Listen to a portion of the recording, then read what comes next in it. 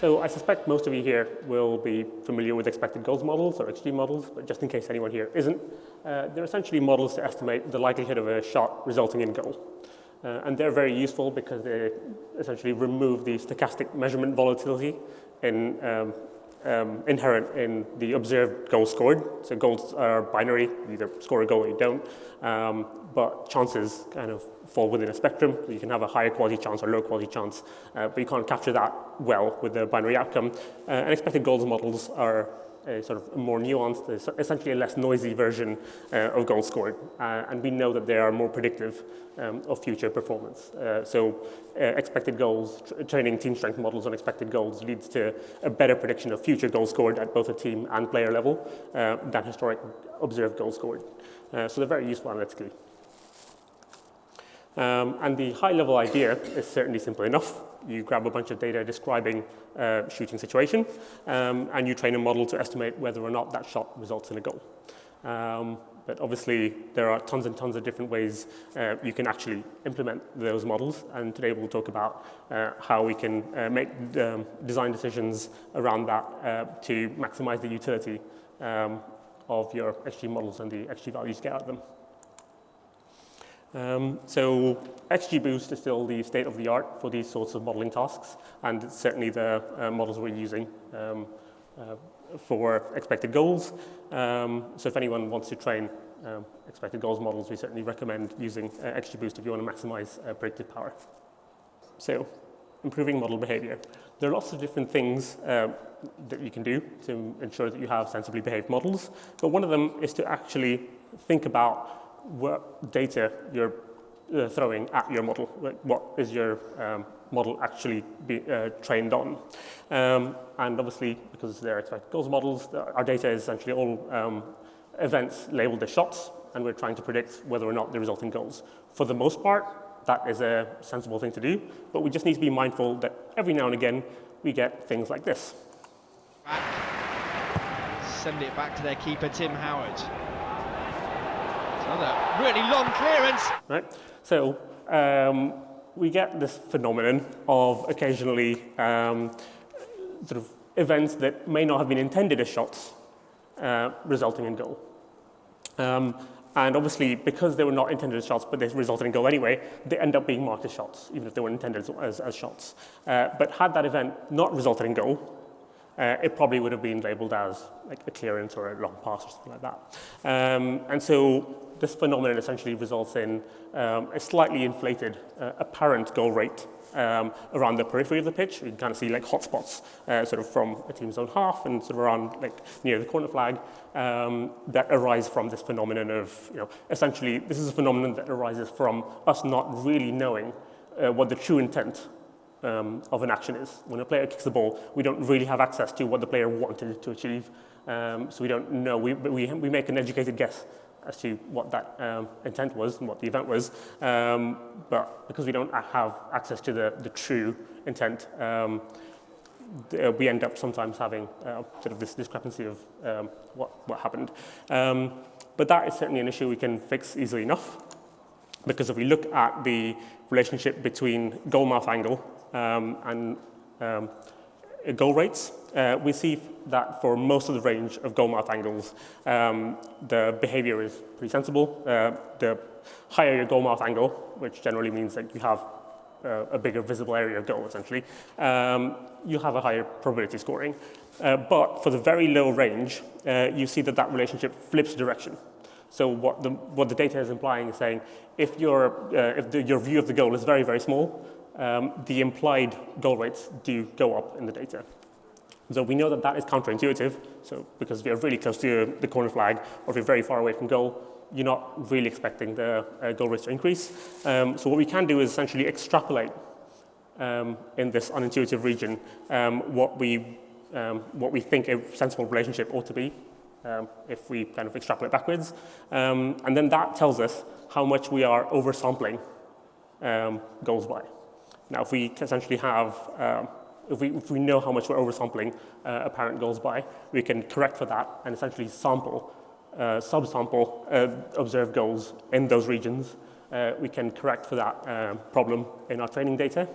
And if we do that, we end up with essentially a much cleaner looking like expected goal surface. So essentially your relationship between distance from goal and implied goal rates then sort of asymptotically tails off to zero as you get further and further away to goal, which is, I think, a much better behaved model. I'm sure many of you will agree.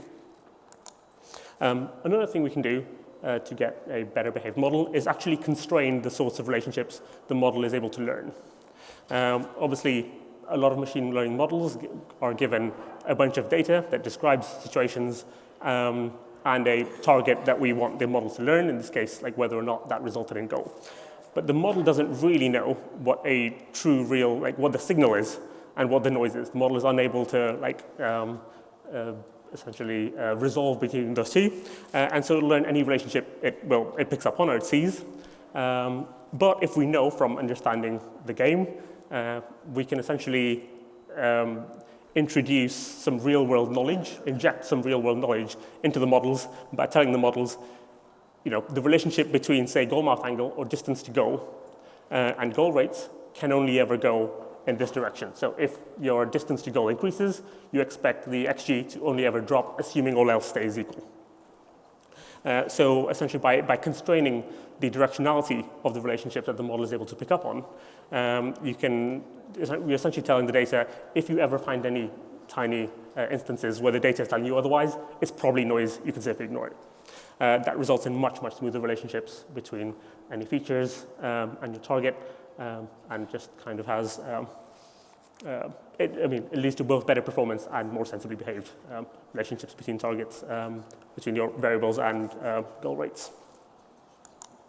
Another thing we do is obviously when we try and distill down the information represented by freeze frames into features in the model, often the most intuitive representations might be representations that are discrete in nature. So for example, an intuitive feature to extract from freeze frames might be how many defenders you have blocking the goal. So essentially in the triangle between your shot taker and the goal.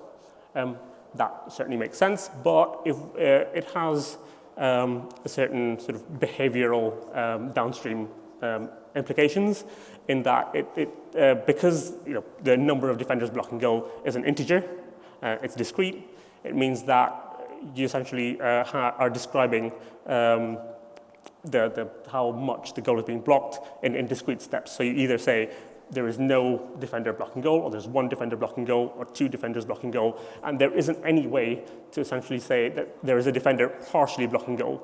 Like integer features really lack that level of nuance and granularity, and that then means that obviously you get step changes in features and therefore expected goals around the boundaries where a defender might be just outside or just inside a triangle. If instead we represent defenders as 2D Gaussians, and then the number of defenders blocking goal is then represented by essentially what proportion of that Gaussian fits within that triangle, that is a soft blocker analog of your certain number of blockers defending goal, and that has a much softer or much smoother relationship with the position of defenders, and obviously leads to a much more nuanced and smooth relationship between your representation of what's happening on the pitch and your expected goals. This is just obviously one example. We have done this for a few different features, like the open goal feature. From the freeze frames we derive whether or not the situation looks like an open goal, but that was previously a binary feature, but it's now a continuous variant instead. So those are a few different sort of design decisions we can make to ensure that the relationship between what we see on the pitch and the implied XG values that we get downstream from them are just slightly more continuous, slightly more smooth, and sort of better represented. But there's also a decision to make around how we model the women's game. Obviously, we have a fair amount of data on both the men and the women's side, and we ideally want our expected goals models to perform well in both of those groups. So very broadly, there's a couple of different ways we can treat men and women's data. one way is to simply treat both equally. We essentially say, let's temporarily ignore the fact that they are data from different genders and just say a shot's a shot and just derive the features, train the model, and essentially take model inferences of a single model and apply them both to the men and women's game. On the other side, we can essentially say that if we believe that the men and women's game are sufficiently different, then we can train a dedicated men's XG model and women's XG model, and then apply them to the men and women's game accordingly. And if we do that, we end up with essentially, theoretically, models with the best domain specificity. But each model is trained on less data because we're training on subsets of our entire data set. And so, in theory, you might get models that don't work quite as well because they're trained on smaller data sets.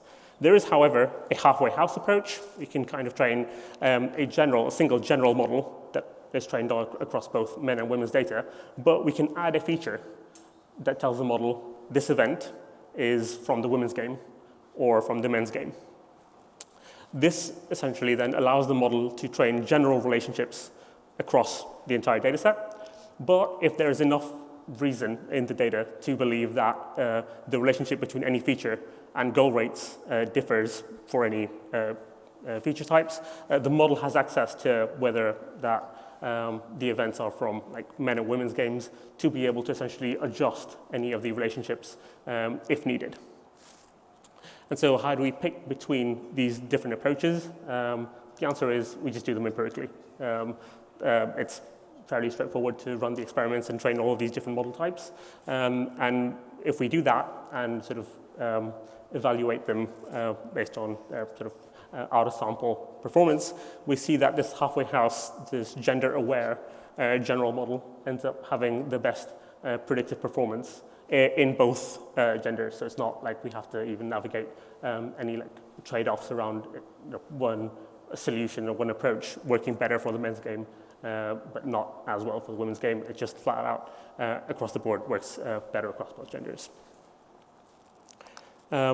The model is also pretty well calibrated across all competitions, so we don't need to take that approach a further level to introduce league features to calibrate the model well into individual leagues. The approach of just kind of considering genders is enough to get a model that works pretty well across most leagues. The one possible exception to this is the NWSL, and there are a few reasons why this might be. So we know that roughly 25% of the NWSL football pitches use AstroTurf rather than grass. So this could certainly influence the goal rates there. There are a few pitches, I think, there that have slightly unusual dimensions. So that could also influence the performance of XG models in that competition. So those are all talking about sort of your pre-shot or sort of standard XG models, but there are also post-shot XG analogs that you might train to try and consider the likelihood of goal with information around shot placement. And we have had one of these at StatsBomb for a while. It's mostly been used to assess goalkeepers. So essentially, we have a model that estimates the likelihood of goalkeepers conceding a goal, considering where the shot was placed. And obviously, if we compare how many goals the goalkeeper actually conceded to the ones that they would have conceded through the XG models, that generally tells us whether a goalkeeper is performing above or below expectation. But it works very well, but there are a couple of things that it could do better. So one of them is it's not brilliant at assessing shot takers because they're explicitly modeling the probability of conceding a goal given that a shot is not blocked. So essentially, it's given that a shot is on target and not blocked, what's the probability that it goes in. And obviously, if you're modeling shot takers, you want to consider the probability of the shot being blocked as well. And it also conflates goalkeeper positioning and shot stopping. You're sort of modeling how many goals the goalkeeper would have conceded and then seeing how many they did concede, but it would be nice to isolate goalkeeper shot stopping and positioning if possible. So we have a series of new post-shot XG models centered around both the goalkeeper and the shot taker. The goalkeeper, we have managed to isolate the goalkeeper positioning and save difficulty. I'll delve into how those work in just a moment. And we have the shot taker shot execution model, which incorporates essentially the probability of the shot being blocked as well, not just sort of the goalkeeper's probability of conceding 4 shots the goalkeeper's face. So to isolate goalkeeper positioning, we can use a little trick. So if we deliberately exclude or obfuscate a feature from the model, we end up essentially training the model for the average value of that feature that we obfuscate. So if we train a model where we deliberately exclude where the goalkeeper is, so essentially say, here's a shot, here are all the features describing the shot except the location of the goalkeeper, what is the model's best estimate of the likelihood of scoring? Because the model does not know where the goalkeeper is, it essentially estimates the probability of conceding implicitly across the average observed location of the goalkeepers for those sorts of shots, and therefore implicitly estimating XG for the average goalkeeper location. Now, if we train a second version of XG with goalkeeper location, so this is a slightly more refined, or this model has a slightly more information available to it. It now knows where the goalkeeper is, and so it'll have a more precise estimate of XG because it can respond to goalkeeper location. The difference between these two models is essentially how much higher or lower is the probability of conceding or scoring by virtue of where the goalkeeper is located relative to the average goalkeeper position. Now, this can be very, very useful because it allows us to essentially decouple the XG suppression that goalkeepers influence over shots they face versus their shot stopping ability, which is very, very helpful just to kind of get a slightly more nuanced perspective on goalkeeper performance. We can obviously do this from the striker's perspective as well, from the shot taker's perspective as well, because essentially the post-shot XG from the perspective of the shot taker is very similar to XG. It just, the main difference between them is the presence of shot execution characteristics, mainly shot placement and shot velocity. So the difference between your post-shot XG models outputs and your XG model outputs is essentially how much more likely were these players to score from their shots, or is it to score from a shot by virtue of the shot execution characteristics above the baseline goal scoring rates from that opportunity or that situation. Now, this is essentially a much, much nicer version of your goal scored minus expected goal scored for shot takers, because you're decoupling or removing away what the goalkeeper did. It's essentially, before you shoot, you have a certain probability of scoring. Now that you've shot, we take into consideration the probability of scoring, considering where you've shot it and how hard you've shot it. The difference between those is essentially what you've added to that situation. It doesn't matter what the goalkeeper does. Like, the goalkeeper might pull off a miraculous save or kind of like let in a really easy goal. That is sort of independent of shot taker performance. And so we're able to kind of isolate that and have a much more direct, cleaner representation of shooting ability by using these two models in tandem. So there are other useful things we can do with those models that don't involve training new models, which is essentially derive counterfactual insights. We have models that essentially estimate, for example, the probability of the goalkeeper positioning value, how much higher or lower the probability of kind of conceding is or scoring is, given where the goalkeeper is. If we just essentially take that freeze frame, move the goalkeeper, and say, what if the goalkeeper was here? What would the goalkeeper positioning XG have been? And if essentially we just do that by moving the goalkeeper around, we end up with a surface that estimates what the goalkeeper positioning value would have been for a bunch of different potential counterfactual goalkeeper positions. The nice thing about this is that the optimal goalkeeper positioning just falls out of this. This doesn't involve any other models. If you have like well-behaved, well-trained, well-constrained models, this just falls out of that model. You just essentially run the inference on counterfactual like observations, and you end up with quite nice emergent properties like automatically finding what the optimal goalkeeper positioning is, which allows you to, then do things like determine goalkeeper positioning optimality in like spatial terms. Say, how many meters away from the optimal location was the goalkeeper in this situation, for example. We can also do that from the perspective of the shot taker and say, had the shot taker chosen to shoot elsewhere, what would the probability of goal have been, or how much higher or lower than XG was the probability of goal.